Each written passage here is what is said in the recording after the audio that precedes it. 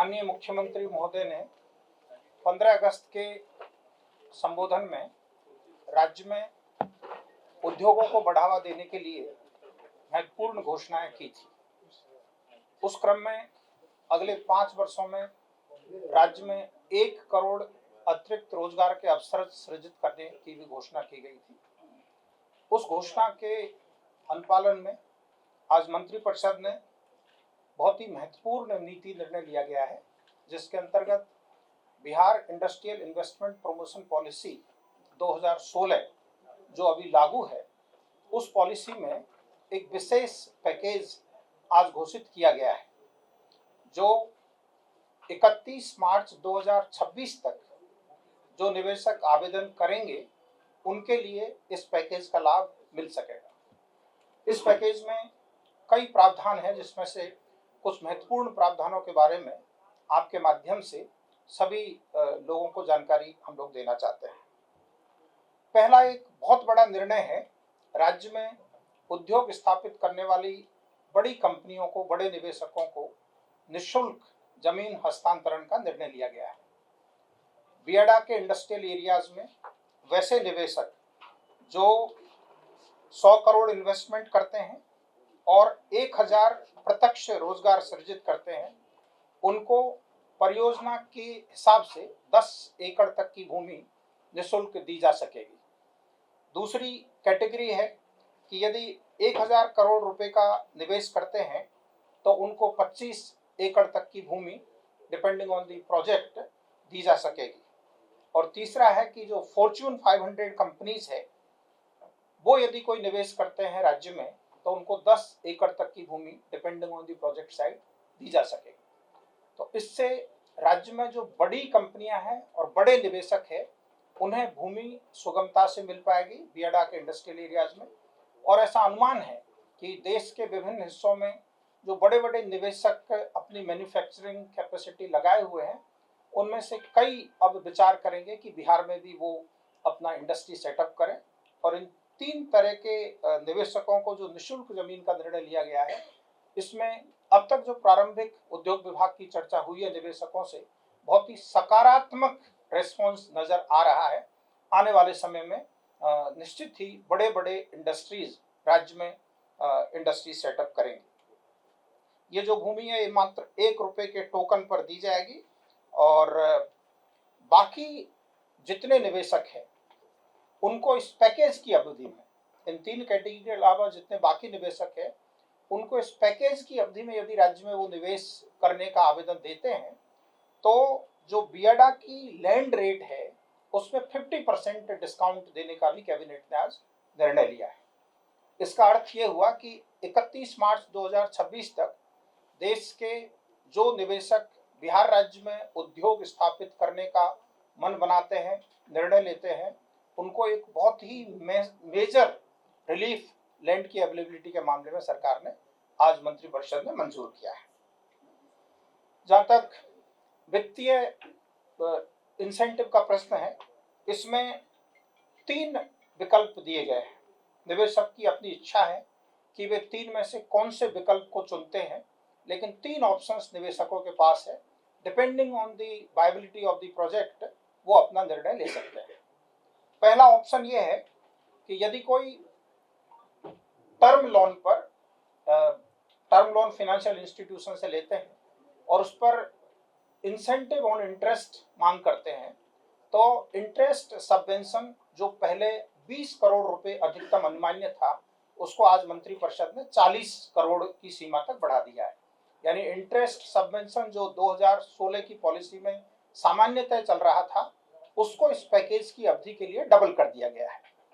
और इसमें साथ ही साथ 100% तक SGST रीइंबर्समेंट भी अलाउ किया गया है।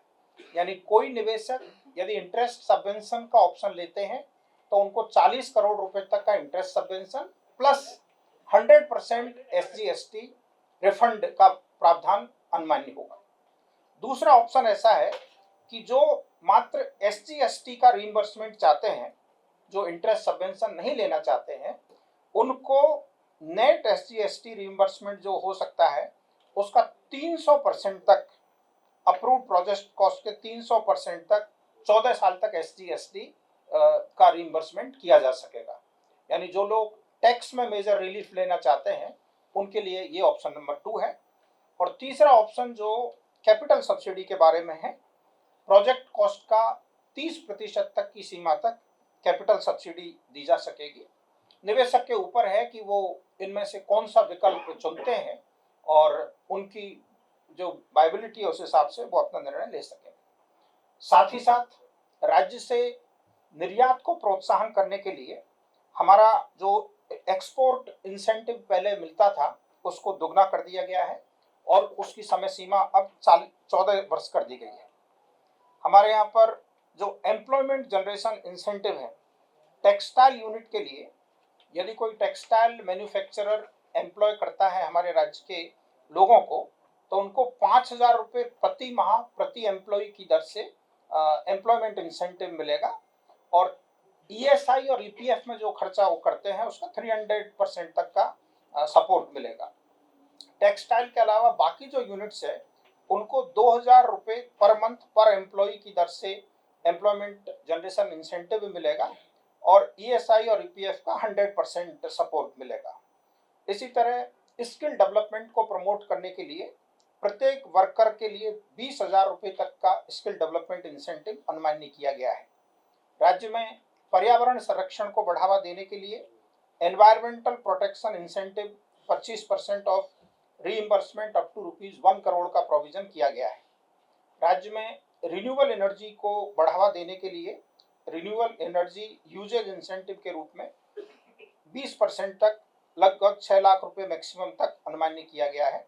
साथ ही साथ कॉमन फैसिलिटी सेंटर डेवलपमेंट के लिए इंसेंटिव एवं पेटेंट रजिस्ट्रेशन, क्वालिटी सर्टिफिकेशन आदि के लिए भी सपोर्ट का प्रोविजन किया गया है। इस संबंध में विस्तृत नीति आज उद्योग विभाग द्वारा जारी कर दी जाएगी और आपको यह प्रेस नोट दिया गया है जिसमें विस्तृत जानकारी दी गई है। इसी क्रम में मैं आपको यह भी बताना चाहता हूं कि राज्य सरकार ने जुलाई 2024 में एक सैद्धांतिक कैबिनेट डिसीजन लिया था कि हम सभी जिलों में जहां पर इंडस्ट्रियल पार्क्स नहीं है या जहां इंडस्ट्रियल पार्क्स में जमीन नहीं बची है वहां नए इंडस्ट्रियल पार्क स्थापित करने के लिए लैंड एक्वायर करेंगे। मुझे प्रसन्नता है आपको ये संसूचित करते हुए कि पिछले 1.25 वर्ष में राज्य सरकार ने 32 नए इंडस्ट्रियल पार्क्स के लिए 14,600 एकड़ जमीन के अर्जन की स्वीकृति प्रदान की है। आपको ये भी मैं बताना चाहता हूं कि Bihar industrial area development authority द्वारा अपने स्थापना से लेकर अब तक लगभग 8,000 एकड़ भूमि अर्जित की थी डिफरेंट इंडस्ट्रियल एरियाज ने।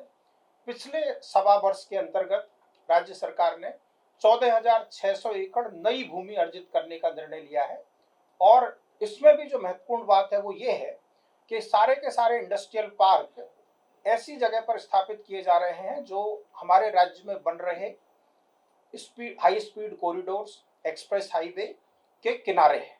जैसे वाराणसी कोलकाता एक्सप्रेस हाईवे के किनारे रोहतास जिले में, औरंगाबाद जिले में करीब 500 एकड़ भूमि का इंडस्ट्रियल पार्क बनाने की स्वीकृति दी गई है। इसी तरह आमस दरभंगा एक्सप्रेस हाईवे बन रहा है, उसमें दरभंगा में इस रोड के किनारे भू अर्जन किया गया है। पटना पूर्णिया में जहां पर पटना पूर्णिया एक्सप्रेस वे पूर्णिया के समीप पहुंचता है वहां स्वीकृति प्रदान की गई है। और ये सारे के सारे 32 जो लोकेशंस है वो प्राय वेरी वेल कनेक्टेड ही लोकेशंस है। हम लोगों ने ये भी ध्यान रखा है कि राज्य में रेल और रोड की जहां बेहतर कनेक्टिविटी है उस जगह पर अधिक से अधिक इंडस्ट्रियल पार्क स्थापित हो। आज की एक और बहुत महत्वपूर्ण हाईलाइट यह है कि आपको जानकारी होगी कि पटना के समीप जहां Darbhanga Amas express highway Patna bypass rail line यानी नेवरा दनियावार रेल लाइन को क्रॉस करता है जैतिया गांव में, वहां 105 एकड़ जमीन सरकार ने अर्जित की है मल्टी मॉडल लॉजिस्टिक पार्क्स की स्थापना के लिए, ताकि कंटेनराइज्ड कार्गो पोर्ट से सीधा पटना आ सके और यहाँ से एक्सपोर्ट होने वाली कमोडिटी सीधे इस MMLP के माध्यम से बाहर जा सके। तो उस 105 एकड़ में तो MMLP बन ही रहा है, उसके सटे हुए एक फिनटेक सिटी की स्थापना के लिए आज सरकार ने 242 एकड़ जमीन के भू अर्जन का निर्णय लिया है 408 करोड़ रुपए की लागत पर, जिस प्रकार गुजरात राज्य में गिफ्ट सिटी स्थापित हुआ है, उसी की तर्ज पर बिहार में ये फिनटेक सिटी पटना के समीप स्थापित होगा, जिसमें अपेक्षा है, ये अनुमान है कि बहुत बड़े पैमाने पर जो इन्वेस्टर्स है उनको यहाँ पर सुगमता पूर्वक इंफ्रास्ट्रक्चर मिलेगा और वो बड़ा बड़ा निवेश कर सकेंगे। इसके बारे में और विस्तृत जानकारी हम लोग प्रेस नोट के माध्यम से आपको देंगे।